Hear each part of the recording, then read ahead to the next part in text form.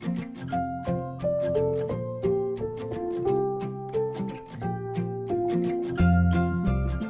to the Vanilla Tulip Farmhouse. My name is Ashley. Today I'm going to be sharing our favorite homeschooling curriculum called The Good and the Beautiful, and I'm going to be sharing why we love it and why it works so well for our family of 9. We have 7 kiddos. So here we go.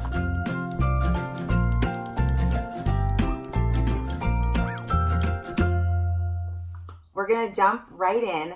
If you're new to my YouTube channel, a little bit about me. I am married to my college sweetheart, and we have 7 little ones. Our oldest is 12, our youngest is 3 months.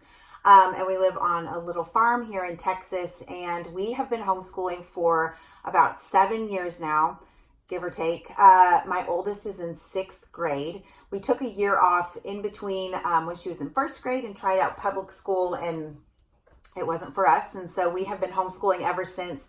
I am also a homeschool alumni. I was homeschooled kindergarten through 12th grade, so it's kind of all I ever knew.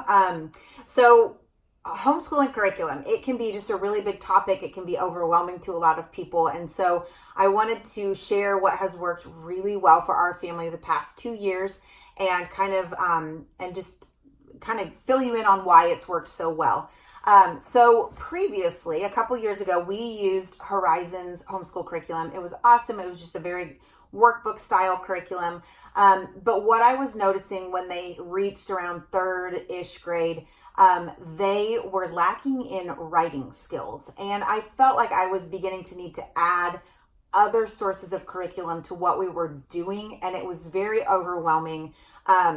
I felt like I couldn't pull in enough resources and curriculum, and it was looking to be costly and also take up a ton of my time. And so 2 years ago, I was looking online and I stumbled across a curriculum called The Good and the Beautiful, and I went to their website. I had never heard of it before. I didn't know anyone who was using it, and I started looking through, and it felt kind of just like one of those moments where it was like, and everything that I was looking for was compiled into one book. And it just honestly felt too good to be true. So a little bit about The Good and the Beautiful curriculum. I'm just going to jump right in.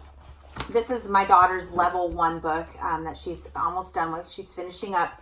And what it includes is in this book, they will get phonics, reading, spelling, writing, literature, grammar and punctuation, and art appreciation, which is a lot of stuff compiled into one book. My favorite part about The Good and the Beautiful curriculum is that it is so thorough, and my kids love the curriculum. There has not been a day where they have not wanted to open their coursework, and that is saying a lot. I have a bunch of different grades. I have a 6th grader, a 4th grader, a 3rd grader, a 1st grader, and a pre-K, and they're all using The Good and the Beautiful. And we use something else for math, and I'll get into that here in a little bit. But what I love about it is it's exciting, and every single lesson is completely different.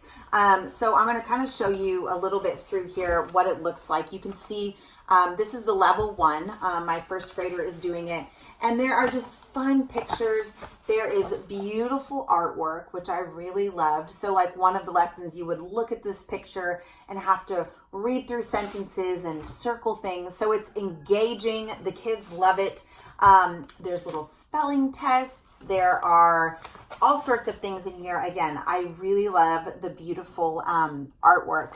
So The Good and the Beautiful in the beginning stages covers all of those topics that I mentioned a little bit ago.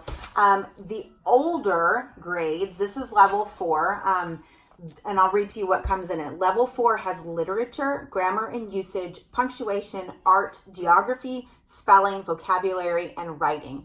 And what we have discovered is that it teaches up a grade, and it is really important that if you have a kiddo who maybe is struggling a little bit with learning, that you go to the Good and the Beautiful website. They have like a little test that your kid can take, and it'll kind of give you some good guidance on what level to plug them into. So there's a bug.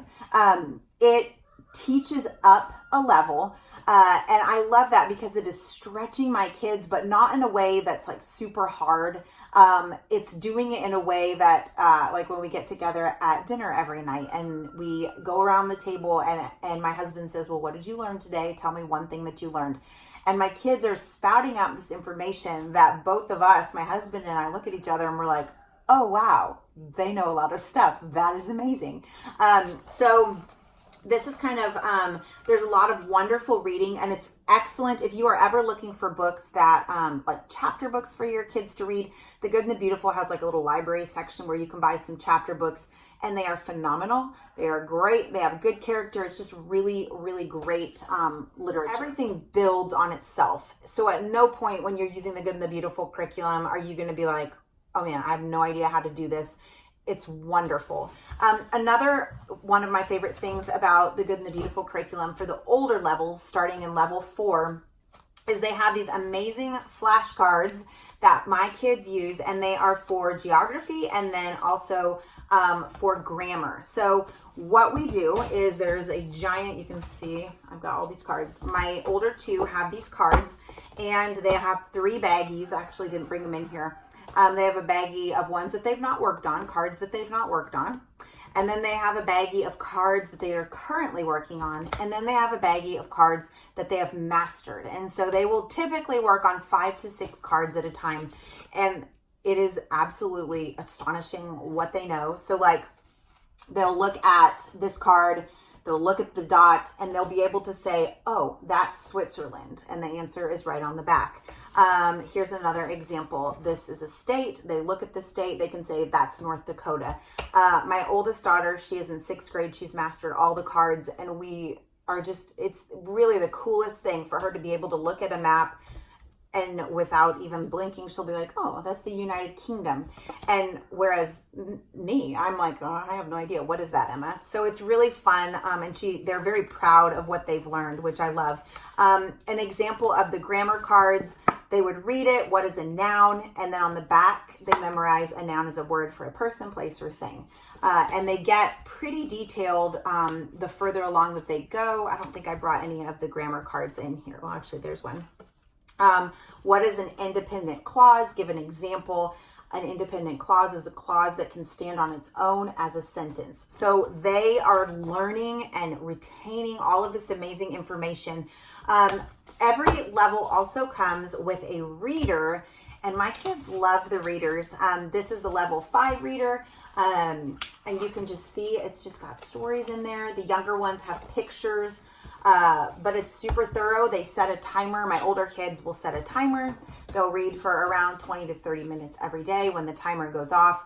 And I'll list the timers that we use. That has been really a big part of our schooling this year on keeping my kids on pace, because I have a lot of grades. I can't constantly be like, hey, have you moved on to your next subject?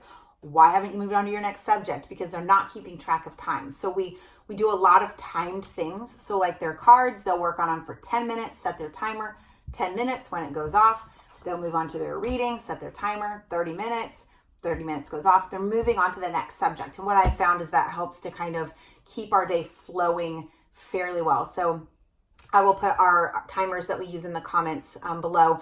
But I have answered a bunch of questions in a blog post, and you can actually just click the link in the comment box below and read all of those. I've answered a bunch of them, but I'm going to wrap this video up. Well, the main reason is we have a really, really bad connection out here. We live in the country, and it takes forever for me to upload YouTube videos, but I hope that is helpful just in answering some of the basic questions of the Good and the Beautiful curriculum, but we love it. It has been a blessing to our family, and I'm certain it would be one to yours as well. Feel free to send me some questions through email, or you can find me over on Instagram at The Vanilla Tulip. So thank you for joining. Go ahead and click subscribe. I will be back with more videos about homeschooling and farming and gardening and living on a budget and all those fun things. So thank you for following along, and I'll be back.